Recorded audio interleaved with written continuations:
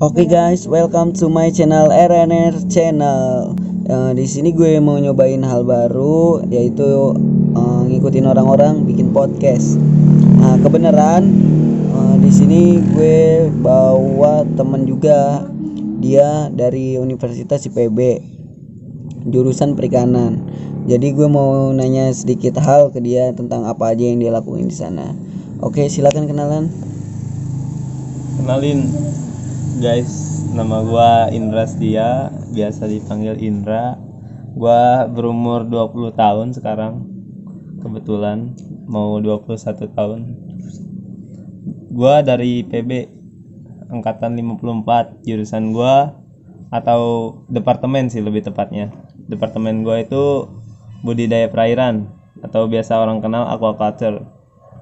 Oke, yang pertama gue tanyain aquaculture ya. Boleh lu jelasin apa sih aquaculture itu? Aquaculture itu merupakan suatu bentuk atau cara berbudaya ikan.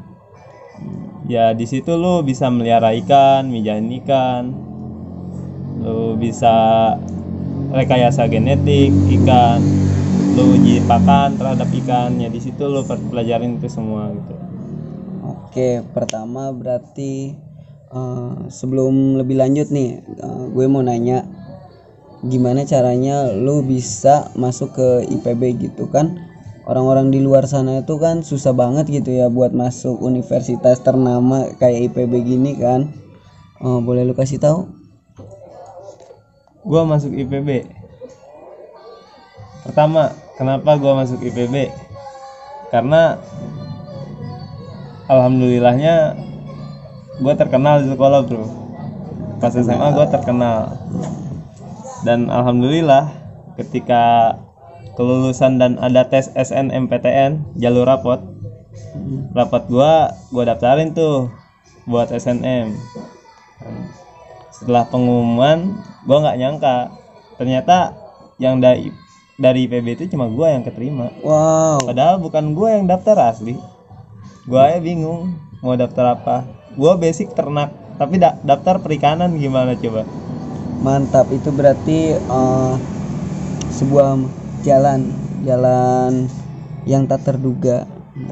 Jadi awalnya tanpa disengaja jadi lu bisa masuk ke IPB gitu. Nah, awal-awal masuk IPB itu gimana? Awal masuk IPB ya gue banyak sih halang rintang yang gue lalui.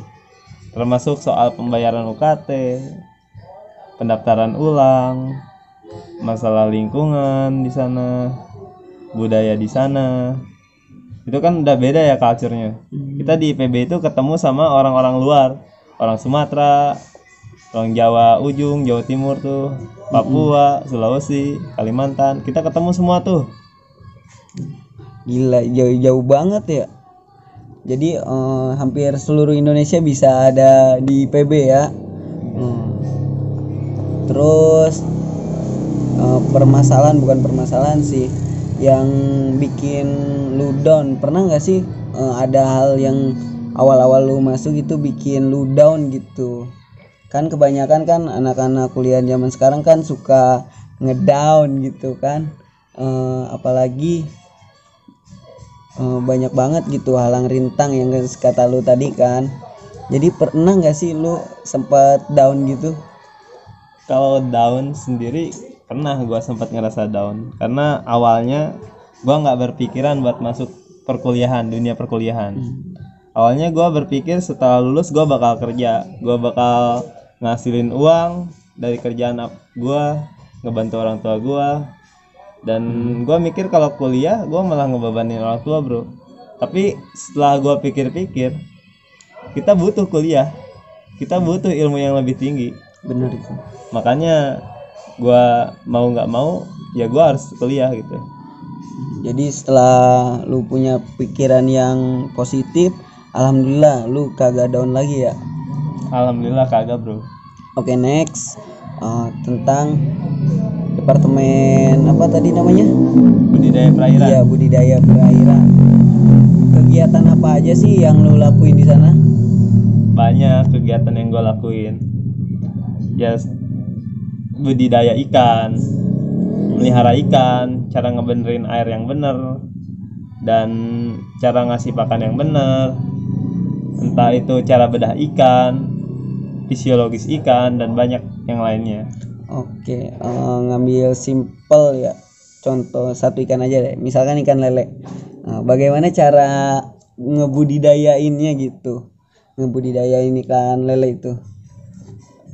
Ikan lele sebenarnya umum banget ya, orang-orang pasti paham lah sedikit banyaknya soal lele ya.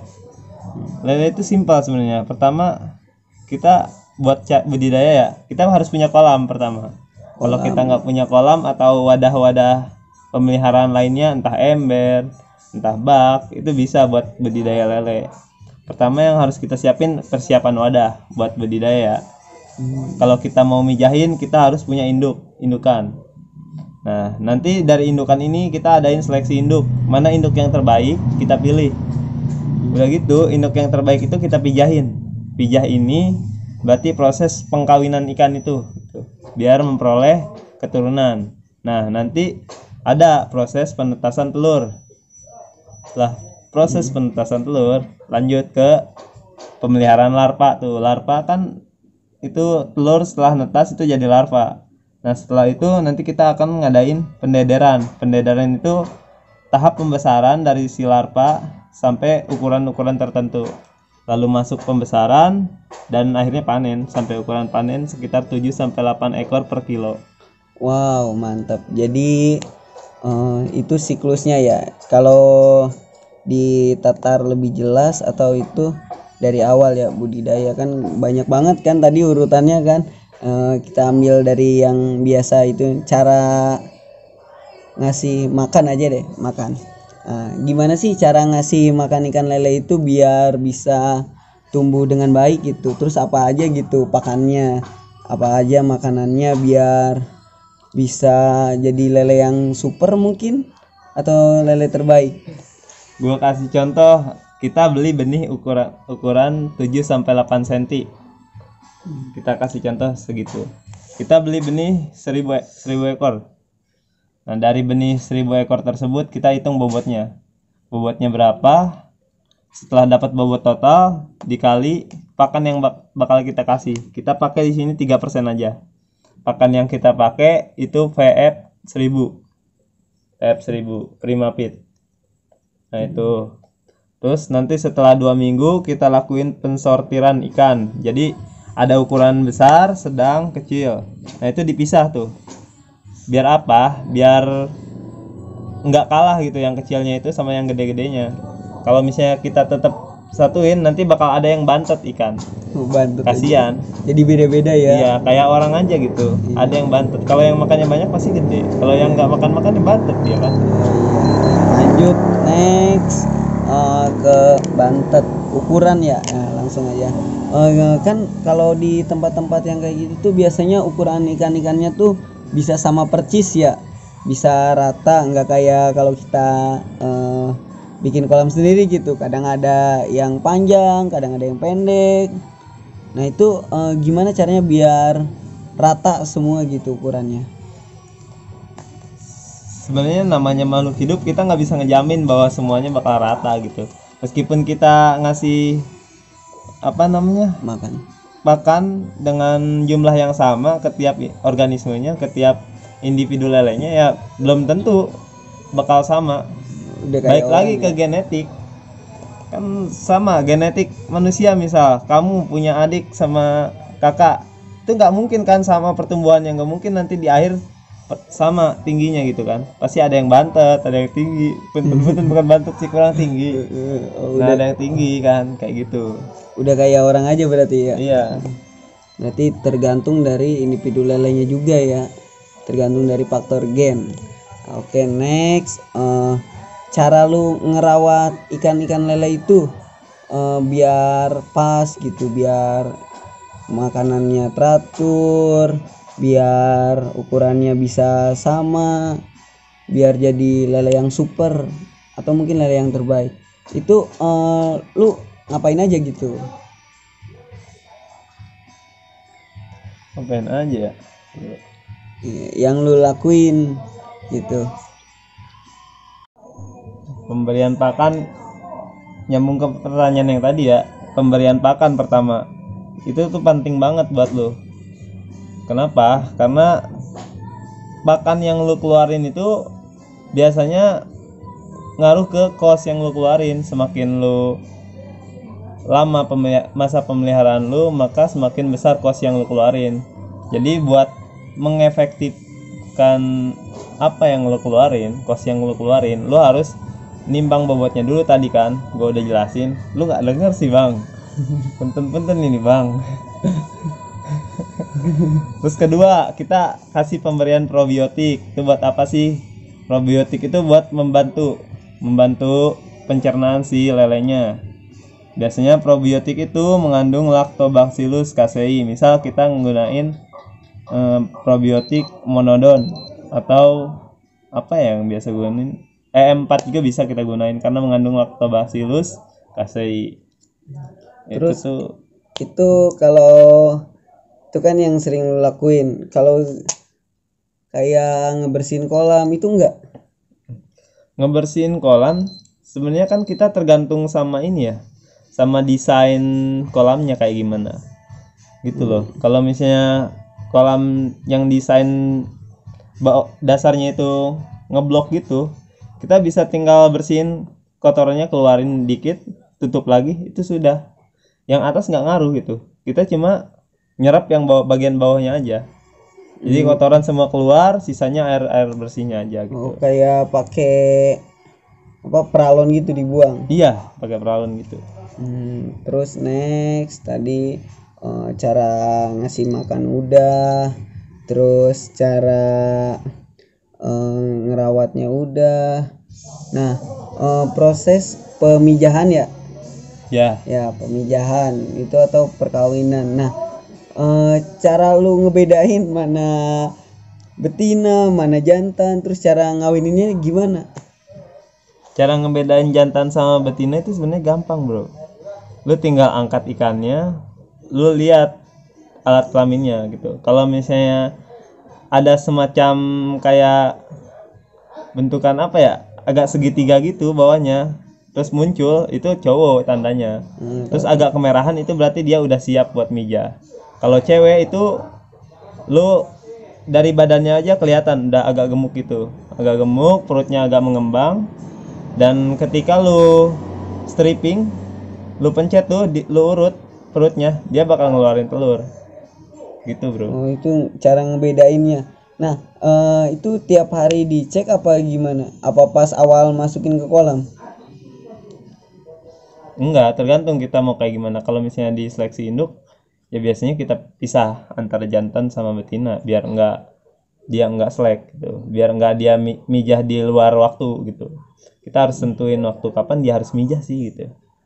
Jadi teratur juga ya buat proses pembuahannya ya. Iya. Oke, tadi yang jantan kan lu udah jelasin ya. Kalau ikan lelenya udah siap tuh kayak gimana buat dikawinin lah. Nah, kalau yang buat induk yang betinanya tuh gimana? Buat nentuin atau buat biar kita tahu gitu dia udah siap buat pemijahan apa belum. Buat induk betina sih kita tinggal ambil kateter, ada alat kateter itu kita buat ngecek telurnya yang ada di dalam perut si betina. Jadi kita tinggal masukin tuh alat kateter itu ke lubang telur, pengeluaran telurnya kita masukin, terus kita sedot. Nah, ntar kita lihat tuh telur yang ada di sedotan itu ukurannya segimana sih, udah siap mijah apa belum. Kalau udah siap mijah, itu telurnya bakal berwarna hijau gitu, kehijauan. Itu berarti dia udah siap mijah bro gitu. Nah, biasanya butuh waktu berapa lama sih buat dia, misalkan dari awal lu masukin gitu. Nah, itu butuh waktu berapa lama gitu sampai dia udah siap buat dikawinin? Tergantung indukan yang lu punya kayak gimana gitu. Kalau misalnya lu ngegedein dari awal, ya sekitar 1 tahunan baru bisa dipijahin gitu. Kalau misalnya lu beli dari ukuran udah induk, kemungkinan 1 bulan pun udah cukup. Tinggal kita nunggu induknya matang gonat. Ketika induk udah matang gonat, jantannya juga udah matang gonat gitu, tinggal kita satuin aja, itu udah mijah gitu. Nah, kalau misalkan dari ngerawat dari kecil gitu, kalau nggak beli, biar siap panennya itu bareng gitu, biar rata gitu, rata panen semua, itu gimana? Biar rata panen semua, sebenarnya baik lagi ya, ini makhluk hidup, pertumbuhannya kita nggak bisa atur, kita cuma bisa ikhtiar. Ketika ikhtiar kita lakuin, ya belum tentu itu hasilnya sesuai harapan kita gitu.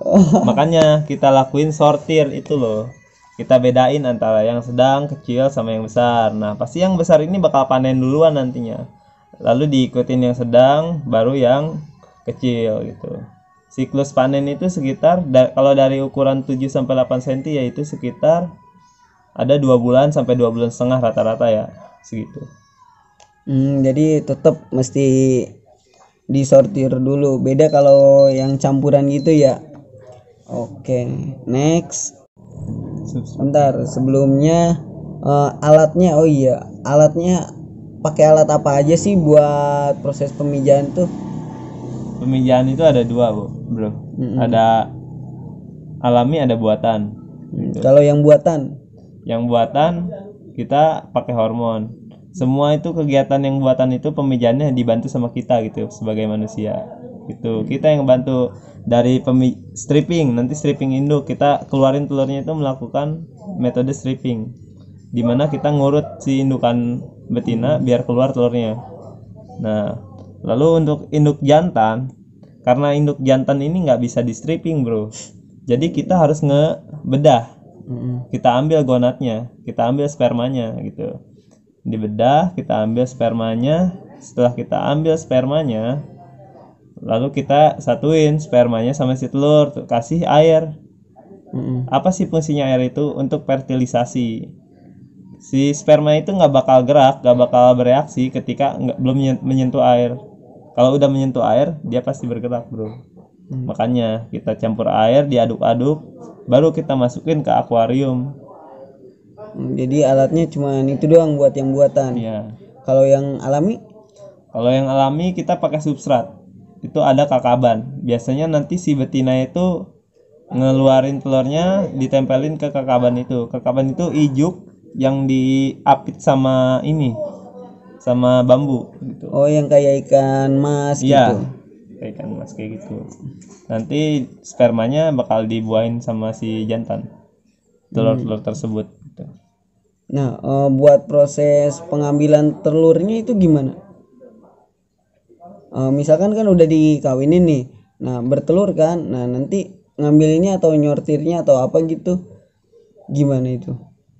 Ketika udah netes, Ketika dia udah ngeluarin, udah beranak bertelur, itu gimana?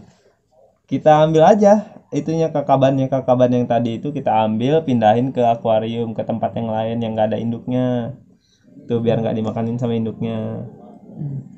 Kira-kira butuh berapa lama proses penetasan telur itu? Kira-kira 18 sampai 24 jam itu udah netes kalau lele ya. Untuk lele itu cepat masuk. Oh, jadi sekitar sehari aja paling lama. Sehari atau 2 hari paling lama tuh. Luar biasa lele ini. Berarti 2 hari paling lama. Setelah netes, udah kan tuh, udah 2 hari misalkan, udah sehari 2 hari, udah tuh keluar kan induknya anaknya. Nah itu digimanain lagi? Nanti kita lakuin pemeliharaan larva. Pemeliharaan larva biasanya di akuarium, karena itu ukurannya belum termasuk gede, dan pakannya pun ukuran bukaan mulutnya itu masih kecil. Jadi kita harus ngasih pakan alami. Biasanya pakan alami yang kita kasih itu antara cacing sutra atau artemia gitu, yang masuk ke bukaan mulutnya. Artemia itu apa? Artemia itu kelompok krustase, dia udang-udangan kecil, biasa orang kenal tuh udang-udangan kecil. Itu tuh penetasannya dengan cara menetaskan telur dorman di air asin pakai aerator. Itu simpelnya. Pakai aerator, aerasi. Oh, aerasi. Pemberian oksigen. Nah, terus kira-kira ukuran anak-anak lele ya yang baru netes itu, awal netes, setelah netes itu kira-kira berukuran berapa panjangnya?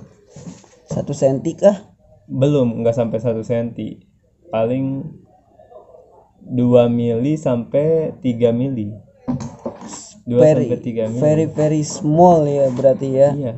Luar biasa. Nah, setelah dikasih makan, dipisahin akuarium, tuh apalagi gitu yang biar si anak ikan lele ini bisa tumbuh dengan baik.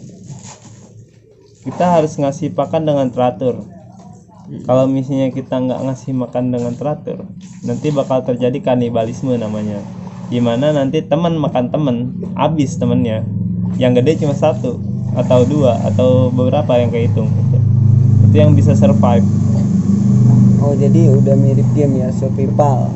Iya. Nah, berarti kalau dengan pemberian makan yang rata itu semua nggak ada kanibalisme. Kalau kanibalisme sebenarnya tetap ada meskipun kita nggak tahu kan dia makan teman kapan, kita nggak pernah ngecek kan tiap jamnya, tiap detiknya, tiap menitnya kan kita nggak cek tuh.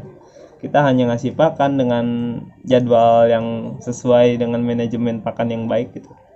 Oke, next. Nah, setelah dikasih makan, kira-kira buat proses pensortiran ya, penyortiran ukuran itu pas dia ukuran berapa senti atau berapa hari gitu?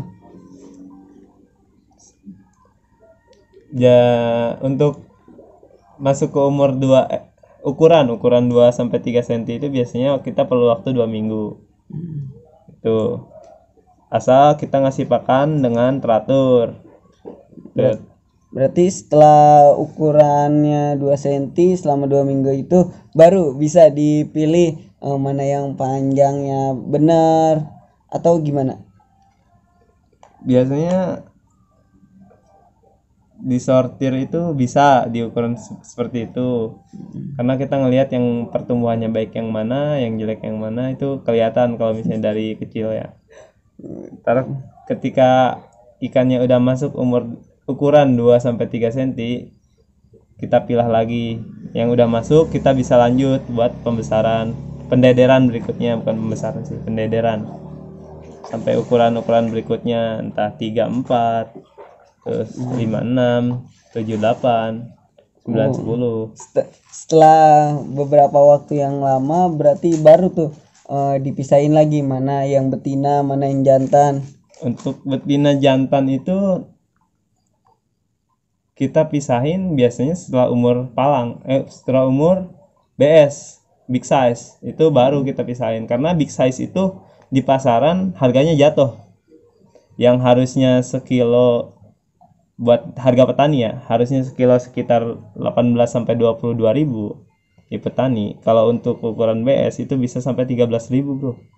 Penurunan harganya jauh banget. Itu nyiksa petani bro, kasihan petani. Makanya jangan tega lah sama petani lele, kasihan. Oke, berarti itu cara merawat ikan lele yang baik dengan benar, dari awal proses penyiapan kolam, proses kasih makan, pensortiran, pemijahan, penetasan telur, cara ngasih makan telurnya sampai diputar lagi jadi dewasa lagi. Luar biasa, itu benar-benar butuh waktu yang tekun ya, yang lama banget kali ya. Iya. Nah, setelah semua itu dilakuin, cara bikin laporan ya mungkin ya, lu itu ditulis data apa gimana?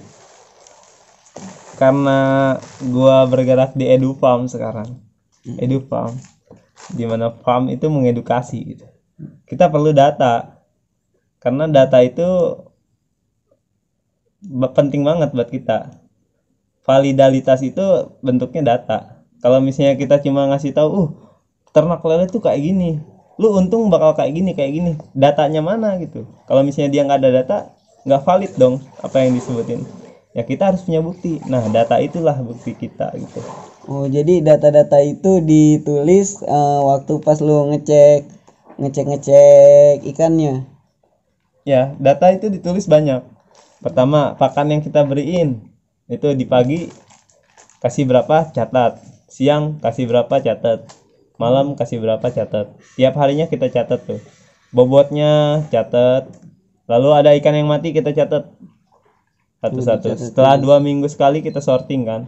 Nah, kita tentuin lihat bobotnya gitu. Pertambahan bobotnya kayak gimana sih? Signifikan apa enggak sih gitu. Itu biasanya yang di catat tuh satu per satu atau dihitung global? Secara biomas kita biasanya sampling. Kalau buat lihat ini ya, lihat ukuran sampling kita. Ngambil beberapa titik kita sampling, lalu kita ukur bobotnya, panjangnya. Ini ya biar buat yang lain pelajaran juga ya. Nah, setelah dimasukin data satu per satu gitu udah diukur bobotnya. Nah, data-data kayak proses pemijahan kayak gitu, penetasan telur itu ditulisnya itu gimana itu? Dicatatnya gitu biar lebih signifikan. Kita biasanya buat tabel. Tabel tersebut berisi konten-konten yang harus kita isi. Apa aja itu, entah pakan yang kita keluarin, jenis pakannya apa, terus hari keberapa sampai hari keberapa, minggu keberapa, itu harus kita tulis kayak gitu. Jumlah mati berapa, itu isinya kayak gitu, dan keterangannya apa aja gitu. Kualitas air kita cekin semua.